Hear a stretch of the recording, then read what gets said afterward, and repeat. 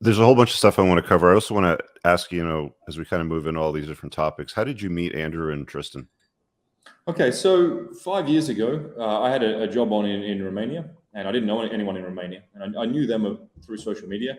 I contacted them; they helped out with some connections, and I said, more as, I mean, it was genuine, but it was a bit of a throwaway comment. I said, I've got a weapons and tactics training company in Ukraine. Yeah, would love to host you guys, just as a gesture. Instantly, Andrew said, "Okay, when?" I'm like, "Well, all right." And then he badgered me, like, "Okay, when? Okay, when? Okay, when?" Like, he's a man of action, right? And so we hooked up. It was meant to be 3 days, with some footage and good training, not yippee shooting, all practical training. Mm-hmm. And I put aside 2,000 rounds. We went through 8,000 rounds. And I know you're a guy who enjoys the rounds, enjoys the range. That's a lot of rounds for 3 days. It's a lot of lead to put down range. Exactly. And it was 12 hours a day, dusk till dawn. We weren't sleeping much. There was heavy drinking. I realized at that time these guys are built different. And also the way they learned, that mix of physical and mental ability, in fact, that they just didn't get tired. Mm-hmm. That's when I realized that they were something different. And then at the end of the 3 days, it was Tristan's birthday, and we're sitting in a cigar lounge in a hotel in Kiev. And as I'm sure you appreciate, there's a lot of distraction in Kiev. 3 able-bodied men typically wouldn't spend an evening sitting talking together for 6 hours. They'd be out doing other things, right? But we just sat there together and talked. And that's when they started sharing their insights into the human condition, into society. And it was really apparent to me that, and I said it at the time, that they have a leadership role to play in humanity and in masculinity. And I said back then, anything I can do in my global network, my particular set of skills from a long career, anything that I can add to, the movement that you guys are doing, then I'm all in. And I've been all in ever since. I've messaged Andrew for a few years now. I've got him on WhatsApp. I was talking to him the other day, and one of the things that I brought up before he blew up on social media, I saw it coming. I saw those viral clips that were being made.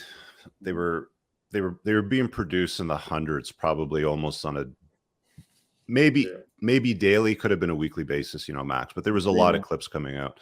And I said to him at the time, because I just had him on for a podcast, I think it was around the time he dealt with that Colty issue. And I thought that was interesting how he dominated that scenario. That was definitely a playing to win episode. That's still on the podcast, by the way. You guys can go back and find it. And I said to him, I go, who do you look towards as a mentor?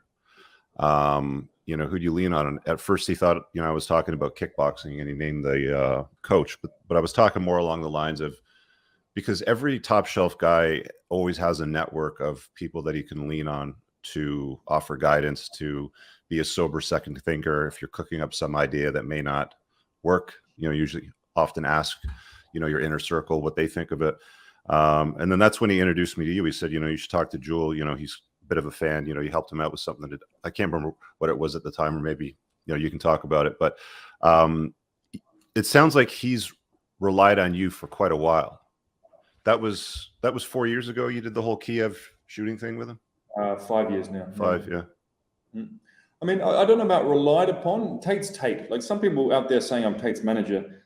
Hang out with Tate. Nobody manages Tate. My goodness, mission impossible. I was going to ask you, are you in fact his manager? Because that's a rumor that's going around. I'm not his manager, and I pity the fool who tries to be his manager. Like, Tate has such clarity of mind, such frame, such conviction in what he does. No one can manage Tate. Let's put it that way. Tate is Tate.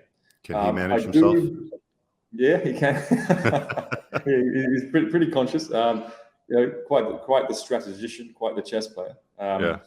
I do have a relationship with Tate, which I think is a bit unique. Like, he and I will have pretty heated discussions if we disagree on something. Of course, I'm respectful about it. I do view him as the most impressive all-round man I've ever met. So, of course, I'm very respectful. But also, with my background in risk, I'm often the guy who's playing, Mr. Worst Case Scenario. This could happen, that could happen. And I'm often putting that forward. Now, sometimes he listens to my counsel, sometimes he doesn't. But I wouldn't say he relies on me. I think he appreciates my input. And at the end of the day, he's the CEO of his own brand. He's going to do what he's going to do. So that's our relationship there. In terms of my input to how he does what he does. Does he have a gag order on him right now? He can't speak to the public? Or he can't speak publicly? Sure. Yeah, I'm not sure entirely. I'm not read in with the legal team. Again, I'm his mate. I'm not his manager, or not part of the PR or legal teams, which I do know exist, obviously. From what I understand, he's and I said this earlier, he's examining the chessboard right now, and it's a very complex situation. And he's the sort of guy, he's not going to rush into making any moves. So I do believe that he is allowed to do what he wants, but also, I mean, if I was trying to put a man away, then I'd be wanting him to make mistakes, right? I think that's what the opposition, if you will, is thinking. And he's very cognizant of that fact. So he's being very careful not to make mistakes. So I believe he can say whatever he wants, whenever he wants, but he's assessing that chessboard. It's the mid game, right? It's a very complex game, many different factors involved. So as I understand it, he's assessing the situation, and when the time is right, he'll make that decision to go loud. You know, it's interesting. I've never met Andrew or Tristan. They've extended invites to do rallies with them in the past. It was mostly during the COVID period when travel was a bit of a pain in the ass, but they seem like good lads. They strike me as good men that are good at being men. I think Andrew in particular is funny. He's articulate. He's smart. Tristan's a bit more of a playboy. He's a little bit more of a joker, you know, of the two, I think. But I think they're both good guys. And the funny thing is, you know, whenever I post anything, like there's no pictures of me and Andrew together anywhere. But people think that, you know, he's my pal, that I'm part of his group, that, you know, people will say things like, here's actually what I get a lot of. I get a lot of the kids posting the promotional shit in my timeline on Twitter, you know, especially. And I also get the guys that are like, oh, you guys are pals. Why do you associate with him? You know, he's a low-life piece of POS, blah, blah, blah. Both of these people get blocked, by the way. I have no time for either one of them on my timeline. But what are they really like with the time that you spent with them in the 5 years? Are they those guys? Are they comics? Are they gentlemen? Are they these, you know, misogynist men that abuse and take advantage of women? Indeed. So, first of all, there's definitely a persona that you see with Andrew, but he's an entertainer, and he knows how to turn it up. In terms of how much of that is entertainment though? Like, you remember those cartoons, like the Johnny Bravo, you know, cartoons where it's like, you know, you take a 10 and you turn it up to like 17. How much of that is really him versus him acting?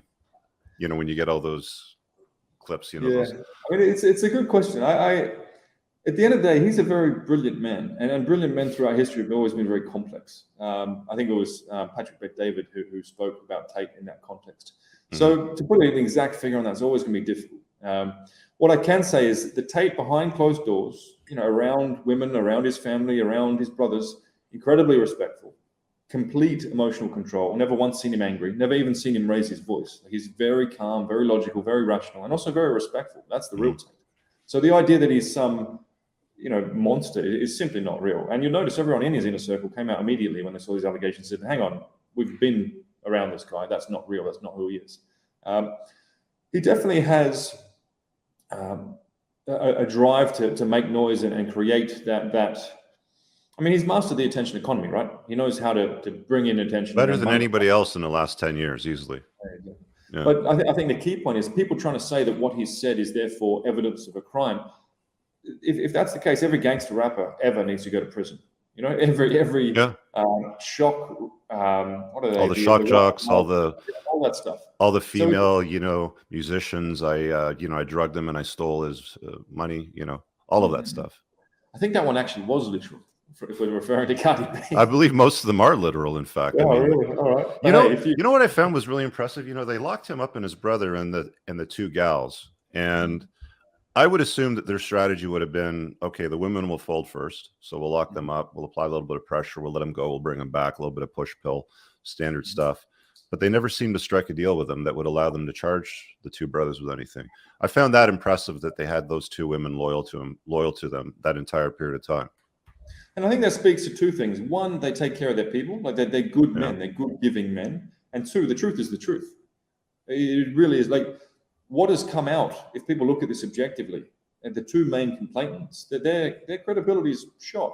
That they are on record saying, hey, let's take this story to Netflix. Oh, you did so well, you deserve an Oscar. Like, if journalists want to actually be journalists and look at the verified leaks that have come out showing the conversation between the two women, they are conspiring to do this.